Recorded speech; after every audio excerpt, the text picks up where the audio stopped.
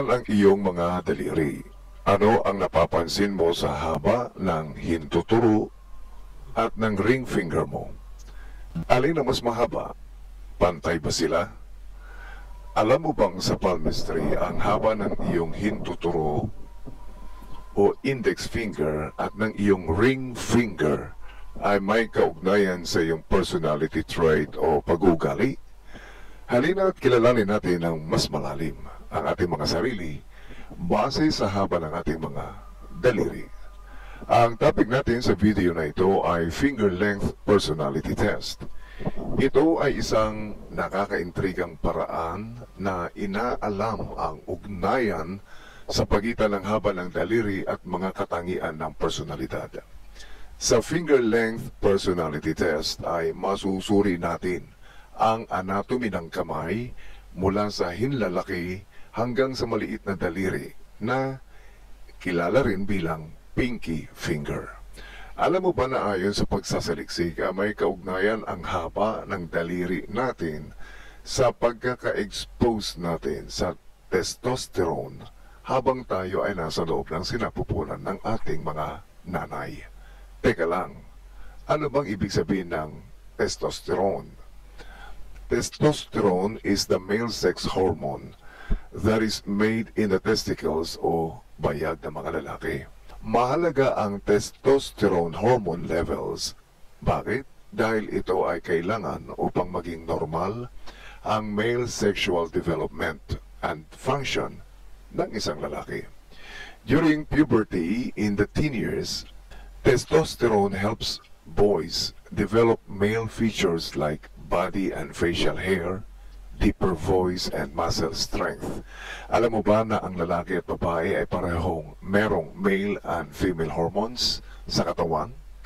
Kapag ang babae nagkaroon ng mataas na male hormones, kadalasan ang katawan nito ay parang katawan ng lalaki. At ganoon din ang mga lalaki. At syempre, pati ang sexual preferences ay nagbabago din.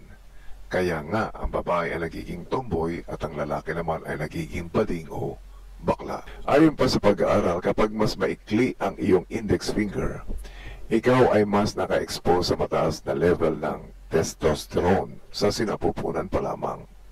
Kaya dahil dito napag-alaman sa research na may direct influence ang haba ng daliri natin sa ating psychological na aspeto o sa personality trait natin. Atin ang kilalanin ang ating mga sariling pag-uugali ayon sa haba ng ating mga daliri.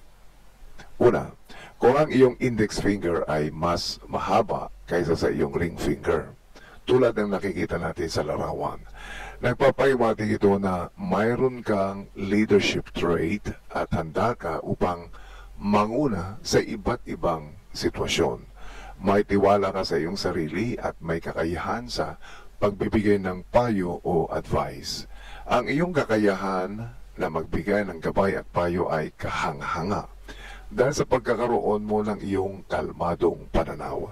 Ibig sabihin, hindi ka madaling magpanik kung mayroong pangit na sitwasyon o emergencies.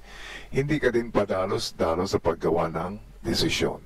Ikaw ay creative o mapanlikha at sinisigurado mo na bawat ginagawa mo ay meron kang layunin at nauunawaan mo ang mga future outcomes nito. Sa mga kumikilala sa iyo o sumusunod sa iyo bilang isang leader, ay tinitingnan ka ng merong pagpapahalaga at pagtitiwala. Ito ay dahil na rin sa iyong mga binibigay na pananaw at gabay sa kanila. Kung kaya naman, ikaw din ay nag-iingat na huwag masira ang magandang tingin nila sa iyo. At ito ay nagpapataas ng iyong credibility dahil na din sa pagkakaroon mo ng sense of responsibility and accountability. Kung pareho naman ang haba ng iyong index finger at ring finger, nagpapahiwatig ito na meron kang balancing buhay. Ikaw ay caring, honest, magandang kalooban at very organized. Meron kang heart and ear to listen sa mga kwento, problema o hinaing ng mga tao. Masaya ka dahil nakakatulong ka sa iba at napapaginhawa mo ang mga feelings ng mga taong merong mga problema sa buhay. Natural din sa iyo ang magbigay ng peaceful energy dahil nagiging kalmado ang bawat taong nakakausap mo. Nakukuha mo ang pagtitiwala nila na ano pat kahit maging mga lihim o malalim na lihim nila ay naiingatan mo na huwag malaman ng iba. Kung ang iyong ring finger ay mas mahaba kaysa sa iyong index finger, nagpapahiwatig ito ng mataas na antas ng self-confidence. Ikaw ay rational at practical. Ibig sabihin nito ay pinag-iisipan mo ng maigi ang isang problema bago ka gumawa ng desisyon. Inahanap mo ang bawat posibleng solusyon at bawat solusyon na ito ay pinag-iisipan mo kung alin ang pinakatamang gawin.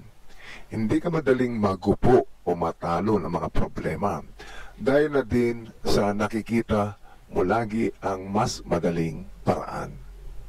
Meron ka laging backup plan, kaya naman kahit ng unang plano ay hindi umayon sa inaasang resulta, ay meron ka na agad na alternatibong solusyon. Meron kang alternative strategy sa bawat bagay na ginagawa mo. Kahanga-hanga ang iyong personalidad at madali kang magustuhan ng opposite sex dahil na din sa iyong pagiging charming. Meron ka ding leadership skills na kadalasan ay kusang lumilitaw kahit na ito ay hindi mo piliin.